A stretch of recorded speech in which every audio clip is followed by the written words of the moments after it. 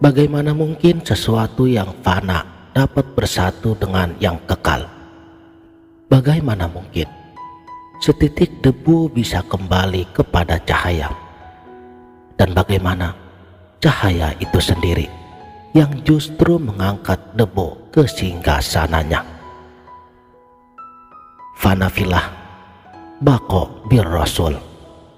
Dua pilar yang menjadi poros ilmu makrifatullah, sebagaimana yang telah diajarkan dalam khazanah keilmuan tasawuf tingkatan tertinggi, yang bersandarkan daripada warisan kitab-kitab langka seperti Fusus al-Hikam karya Syekh Ibnu Arabi, Al-Insan al-Kamil karya Syekh Abdul Karim al-Jilli, dan Manazil al-Sairin karya Syekh Abdullah al-Ansari, serta mutiara ajaran tersembunyi daripada Syekh Abdul Qadir al-Jailani. Inilah fana filah, baqo bir rasul. Bismillahirrahmanirrahim. Assalamualaikum warahmatullahi wabarakatuh. Salam sang sejati. Fana bukan berarti hancur tanpa sisa, bukan pula lenyap menuju ketiadaan. Fana adalah mengembalikan semua sifat kepada sang pemilik sifat, mengakui bahwa segala yang ada hanyalah miliknya. Dan Allah Subhanahu wa ta'ala berfirman, kullu syai'in halikun illa wajhah. Segala sesuatu akan binasa kecuali wajahnya. Syekh Ibnu Arabi di dalam Futuhat Al-Makkiyah menuliskan, fana adalah saat dirimu sadar bahwa kamu tidak pernah benar-benar ada, dan yang ada hanyalah Dia. Lalu kamu pun bertanya, siapa yang fana dan siapa yang baqo? Bahkan pertanyaan itu pun lenyap. Sedangkan ada 3 tahapan fana menurut Manazil al-Sairin. Pertama, fana al-af'al, lenyapnya penglihatan pada segala perbuatan diri. Kamu tahu tanganmu yang menulis, tapi Allah yang menggerakkannya. Fana al-sifat, lenyapnya pengakuan pada sifat-sifat dirimu. Kamu tidak lagi merasa alim, sabar, atau bahkan seseorang yang ahli ibadah. Dan fana azat, lenyapnya kesadaran akan keberadaanmu sendiri, yaitu saat kamu bertanya, di mana aku? Dan tidak ada jawabannya. Syekh Abu Yazid Al-Bustami pernah berkata, aku mencari Tuhanku di segala penjuru, hingga ia berfirman, wahai Abu Yazid, carilah aku di dalam dirimu, sebab aku telah ada di sana sejak awalnya. Saat itulah aku fana. Namun banyak pejalan rohani berhenti di sini, mengira fana adalah akhir perjalanan, padahal fana hanyalah gerbang menuju tahap yang lebih tinggi. Dan sekarang kita sampai pada hakikatnya baqo bir Muhammad, diri yang hidup di dalam hakikat Nabi. Baqo bukan sekedar tetap ada. Baqo adalah hidup dengan kehidupan ilahi, tetap berada dalam wujud namun bernafas dengan nafas Muhammad. Di sini Syekh Abdul Karim al-Jilli di dalam Al-Insan al-Kamil telah menjelaskan, baqo bi rasul berarti kamu menjadi cermin yang memantulkan sifat-sifat Muhammad, bukan sekedar secara lahir tetapi secara maknawi.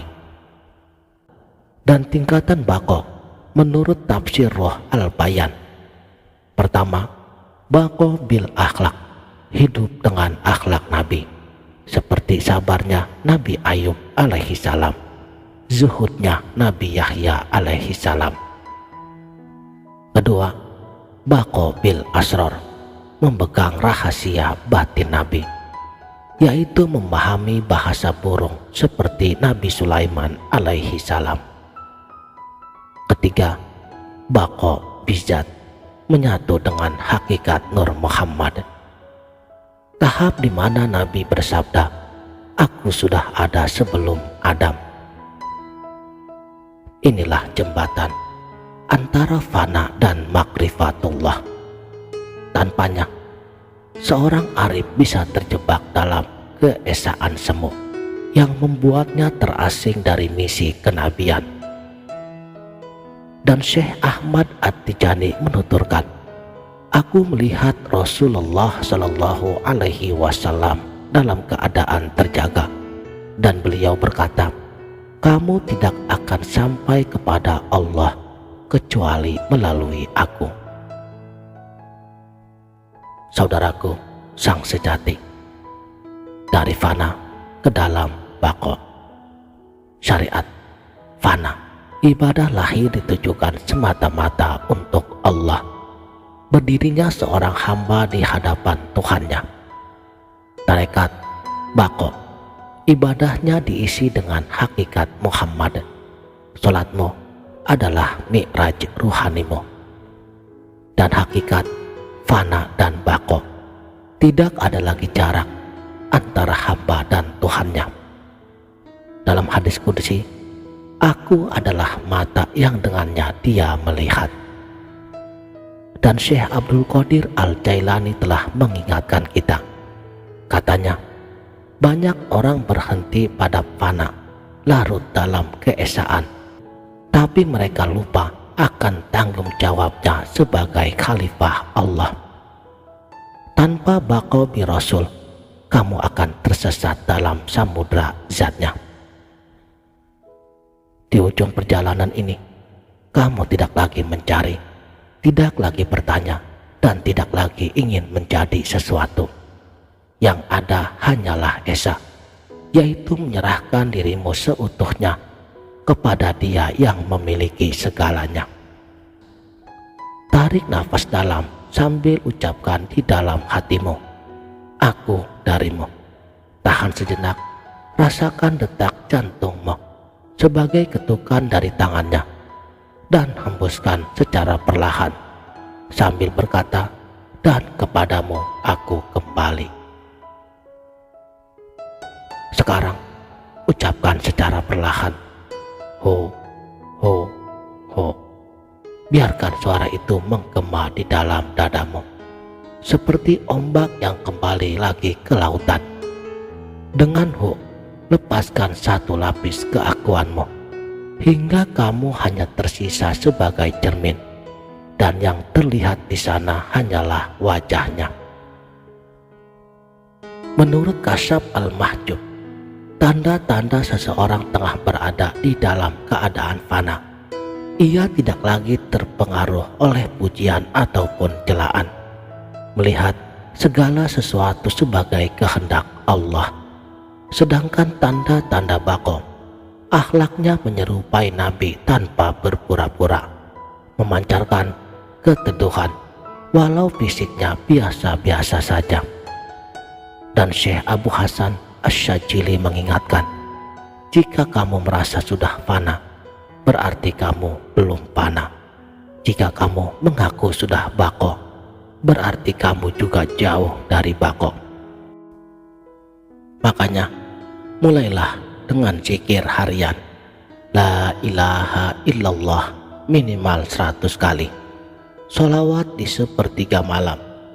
Dan Syekh Ibnu Arabi telah mengingatkan, lautan fana tak bertepi, tapi kapal baqo akan membawamu pulang. Jika kamu berani melepaskan segala yang kamu kira adalah dirimu, hingga yang tersisa hanyalah Dia, maka Dialah yang akan memanggil dirimu dengan nama yang tak bisa kamu sangkal. Lalu, akankah kamu kamu menjawab panggilan itu? Ataukah kamu hanya berdiri di tepiannya mengagumi ombak, tapi tak pernah menyelam? Demikianlah, mudah-mudahan video ini bermanfaat dunia dan akhirat. Wabillahi taufik wal hidayah. Wassalamualaikum warahmatullahi wabarakatuh.